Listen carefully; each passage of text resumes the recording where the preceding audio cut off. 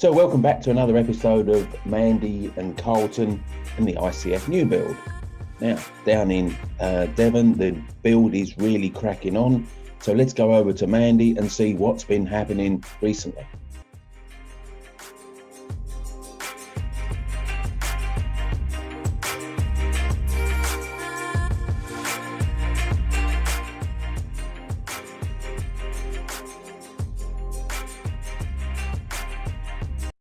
We're at the end of another week, still under lockdown, but we have managed to get some work done here this week.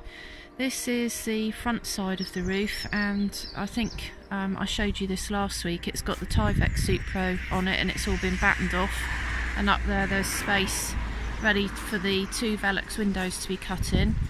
The Tyvek Supro is an airtight vapour permeable fabric, and it means with using Tyvek Supro you don't have to have any ventilation at the eaves, soffits or up at the ridge, so that can save time and money. This week we've had the roofers, two of them on site, working under the social distancing guidelines, and on the back of the roof, as you'll see when we get there, they have managed to put slate on the whole of the back of the roof. So that's Spanish slate, and we bought it online during the lockdown when the merchants weren't open, so we couldn't get it from any of the merchants locally, so we went online, we had samples delivered, and we got a really good deal. We had to pay for delivery, but they discounted the price to cover the delivery, which was a couple of £100 just to get it down to us. And on the very top of the roof you'll see the first ridge tile up there.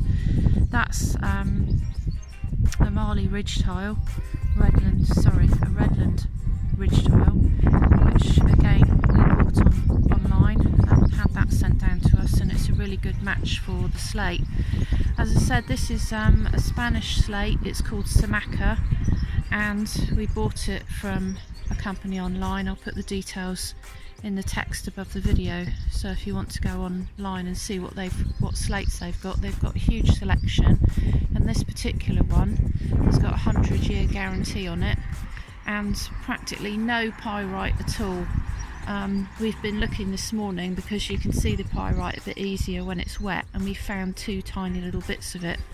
The only thing that the roofer has said is that it does break very easily, so that's a bit of a pain. We bought about 2,700 slates for the whole roof, and even with the breakages we're hoping that we will have enough for them to finish it. So if I go in a bit closer you can see a bit more detail on the slate and the hooks that they've used. So this roof, all being well, should be in place for a very long time. That's another shot of the garden and all the earth moving that Carl did the week before last. In the dry, thank goodness, because now it's wet it's got really quite gloopy again, and it wouldn't have been an ideal time to have machinery on site, so it's great to have got that done. Next week the roofers are back on site and they're going to get the other side of the roof slated in, and then they'll be onto the roof for the office down there, which is going to be EPDM, which is a membrane for the flat roof. So next week I'll make a video and show you what progress we've made then. Stay safe and well, everyone.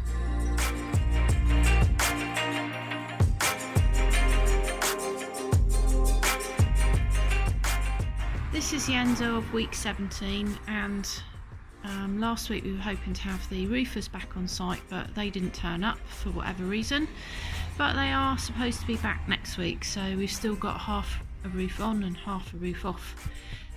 This is downstairs utility room. Carl made the most of the time last week and started putting the internal block wall up between the utility room and the walk-in robe and the ensuite bathroom for the master bedroom, so he put those blocks up on Friday, and then he'll carry on with that on Monday and get that block wall finished. It's an absolutely gorgeous weekend weather-wise again here. It's the Saturday after VE Day and all the celebrations for VE Day. So not an awful lot actually changed on site last week, but we have got a load of insulation arriving. It was due the end of last week but was delayed, so that's arriving hopefully on Tuesday next week. We're still getting delays with materials, even though the merchants, the likes of Travis and Jewson's, are reopening sort of at 50% capacity probably. They're not up to speed, so it's quite difficult getting materials, so we're still sourcing a lot of materials online and well ahead of schedule because they're taking so long to get here. Most of the materials are quite competitively priced. It's just the actual delivery costs getting them to us that can be a killer, but a lot of those online merchants are being very reasonable about it, and if the delivery costs are high, they're discounting the cost of their materials. Insulation is a bit of a concern at the moment. Some of it's available, but a lot of the factories are still closed down, so it's a case of when the supplies in the merchants are gone, they're gone. And anything that's coming in from France, that's a problem. So we've heard that there's short supply of actual plaster. Not that we're in a position to have that at the moment, but we're thinking about getting some in so that we've got it here ready just in case those shortages continue for much longer. We are probably about 6 weeks behind schedule according to our original schedule, which we'd drawn up last week was going to be first fix plumbing and electrics, and we're nowhere near ready for that yet. But if the roofer does come back on site next week and gets our roof on, then the carpenters will be in a couple of weeks, and they'll be inside putting up the stud walls upstairs. We've been doing a lot of planning, working with the guys who are going to install the MVHR and just fine detailing of stuff like the location of the gas fire on the first floor up there, making sure that we've got all the right vents and things to go in the roof so that the roofer can put them in as well. So we haven't been, bored stiff trying to find things to do. We have made the most of the time. It's just there's not a lot to show for it at the moment, but hopefully things will start to motor on soon.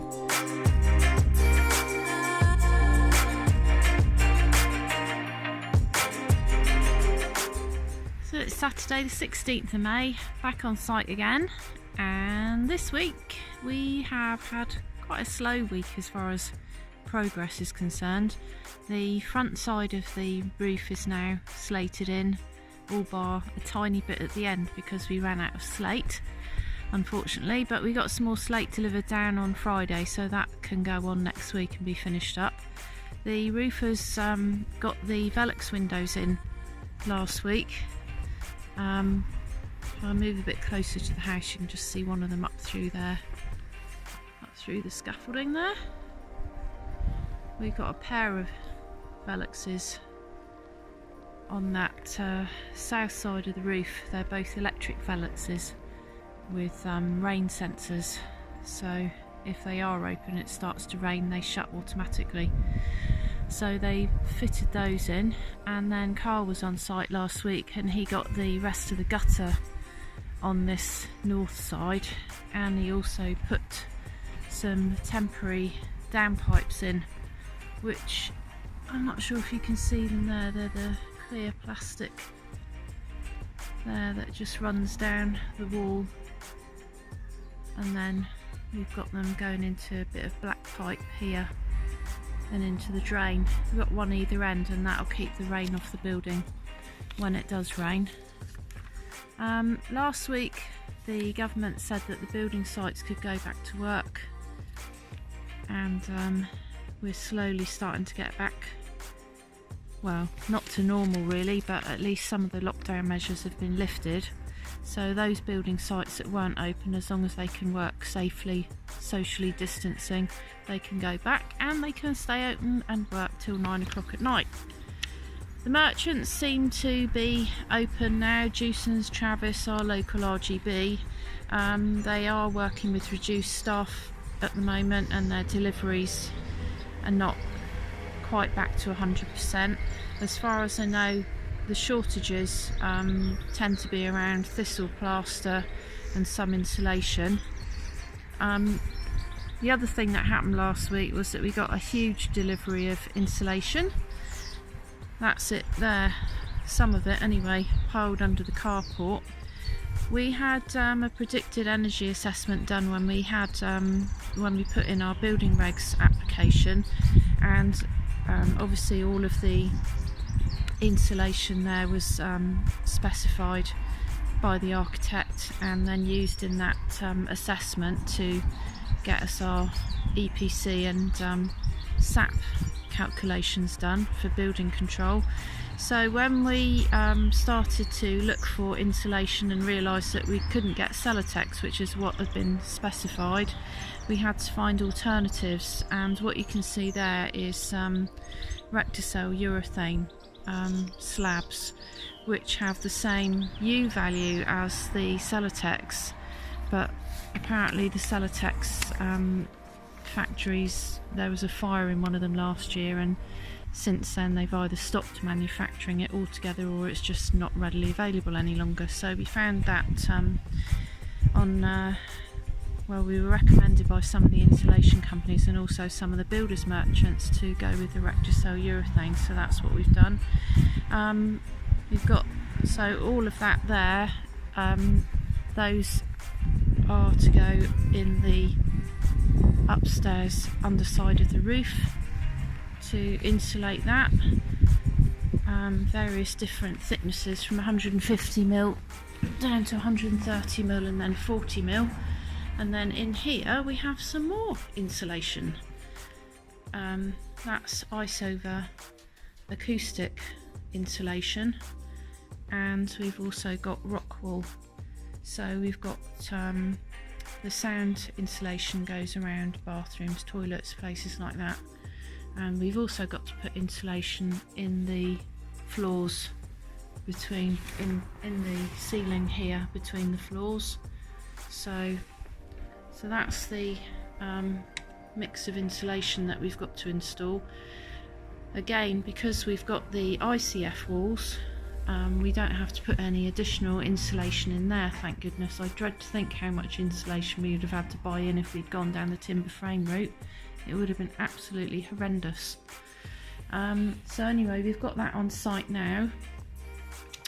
What we've got lined up now that people are going back to work is that the company that are making the windows for us, Sun Trade Windows, they are back to work now, and their factory is 50% operational, again because of social distancing rules, but they've said that they'll be able to get on with our windows now, and we're expecting them to be delivered here on the 12th of June. They were originally due on the 20th of April, so obviously with the lockdown everything's stopped, and that's where we are with those at the moment. We've got the carpentry crew coming in to start on the internals on the 1st of June. So yeah, we've got a few things lined up now, ready to go, and lots of materials on site ready for them when they get here.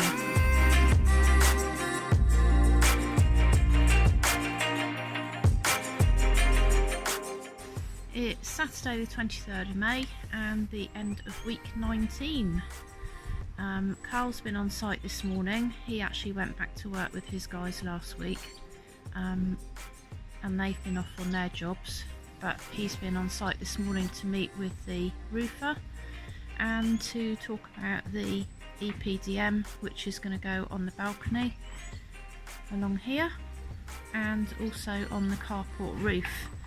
It's a rubber roofing suitable for flat roofs and roofs that have got a very slight incline, so 15-degree pitch or something like that. They've actually put it on the roof of the office down there, but that's not finished. It's just laid on and it's got trim to go on, so they'll sort that out when they come back to do the rest of it. The EPDM has got a life expectancy of 50 years, so it's not like your old flat roofing that you used to put on garden buildings and sheds and things like that, which didn't last very long. It's this balcony roof is what they call a warm roof, as it's over the bedrooms downstairs, so the black plastic that you see down there will come up, and we'll put Recticel power deck down there, which is another type of insulation which we had delivered last week. Yet more insulation, not so much of it this time, thank goodness. That's it down there. That's laid on top of the board that's on the balcony, and then there's membrane, and then the EPDM goes on top of it. So that's the Recticel power deck, and then on top of that, to finish off the balcony out there, there'll be composite deck. We've been working out the levels of everything out there because we want the deck to finish at the same height as the flooring inside, so where our patio doors go here, there won't be a step, so you won't step out or have to step up or down from the inside out onto the deck. The EPDM is cold applied, which is quite good as well, so if you had an older property, or a property say with thatch or something, that you didn't want to have hot applied finishes, which there's always a risk of catching fire to stuff, then the EPDM could be a solution for that. The other thing that we did last week was we finally ordered our aluminium patio doors, which are going to go in here. They had to be aluminium because they're such a wide span. We couldn't have UPVC unless we'd had 3 or 4 doors, and we wanted the biggest expanse of glass and the least amount of frame possible. So we've gone with a local company, Lumitech, and Pete came out and did the final survey, and we got those ordered last week. The factory making them is back at work, but only with sort of 50% workers on site, so that's going to take a bit longer than usual to get them, the actual frames made up, and they've got to be pre-anodised because we're in a coastal area, so obviously they've got to withstand all the weather and potentially the salt in the air. They're made by Rainers, and they're probably about 11 weeks away from being ready. They've got a U value of 1.6, they're double glazed, and although 1.4 was specified on the plans, the only way we could get to a U value of 1.4 was to go with triple glazing, which we really didn't want to have to go to that extra expense for such a small amount of U value. So we ran it past Tamsin, our SAP and EPC assessor lady, and she put it all in her computer, and she said, yeah, that's absolutely fine, we still pass on all of our SAP and EPC calcs, so that was okay. Next week is the last week with, well, I say no one on site, I think the roofers are coming back to do a bit more, so they've got a few vents to go in the roof, but we'll be getting some rubbish off site next week. We've only got about 3 dumpy bags of rubbish to go, and so far on this site, from start to this point, we've had 12 dumpy bags of rubbish. We've had to have no skips at all, which has been a huge saving, and that's another benefit of using the Nudura I.C.F. There's so little waste.